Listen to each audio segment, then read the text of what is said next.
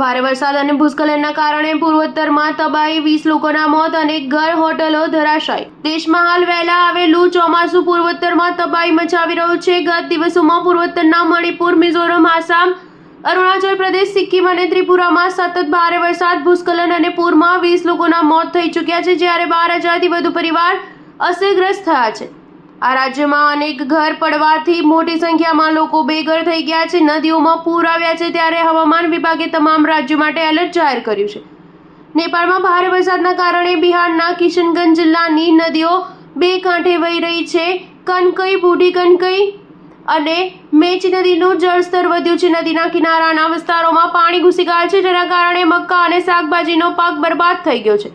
દક્ષિણ મિઝોરમના લોંગતલાઈ શહેરમાં ભારે વરસાદને લઈને ભૂસ્ખલન થવાથી 5 ઘર અને એક હોટલ ધરાશાયી થઈ ગઈ, જેમાં અનેક લોકો ફસાયા. જો કે ત્રીજા ભારતીય રિઝર્વ બટાલિયનના કર્મીઓ દ્વારા બચાવ અભિયાન હાથ ધરાયું છે. મિઝોરમમાં અનેક ભૂસ્ખલનમાં ઓછામાં ઓછા 5 લોકોના મોત થયા છે. મિઝોરમમાં છેલ્લા 3 દિવસથી અવિરત વરસાદ પડી રહ્યો છે, જેના કારણે રાજ્યના વિવિધ ભાગોમાં ભૂસ્ખલન થયું છે. ભારે વરસાદ અને ભૂસ્ખલનથી આસામમાં કામરૂપ મેટ્રો જિલ્લામાં 5 લોકોના મોત થયા છે, જ્યારે 5 જિલ્લામાં 12,000થી વધુ લોકો પૂરના કારણે અસરગ્રસ્ત થયા. ગુવાહાટી અને સિલચરમાં પૂરથી 10,000થી વધુ લોકો અસરગ્રસ્ત થયા, જ્યારે લખીમપુરમાં પાણીના કારણે રિંગ ડેમ તૂટ્યો. અરુણાચલ પ્રદેશમાં પણ વરસાદ અને ભૂસ્ખલનને તબાહી મચાવી છે. અહીં ભૂસ્ખલનમાં 9 લોકોના મોત થયા, જેમાં પૂર્વ કામેંગ જિલ્લામાં બાનાસેપ્પા ખંડ પર ભૂસ્ખલનના કારણે 7 લોકોના મોત થયા, જ્યારે લોઅર સુબનસિરી જિલ્લામાં ભૂસ્ખલન બાદ 2 શ્રમિકોના મોત થયા અને 2 અન્યને બચાવી લેવાયા. આ સિવાય ત્રિપુરામાં પણ ભારે વરસાદના કારણે એક યુવકનું ડૂબી જવાથી મોત થયું.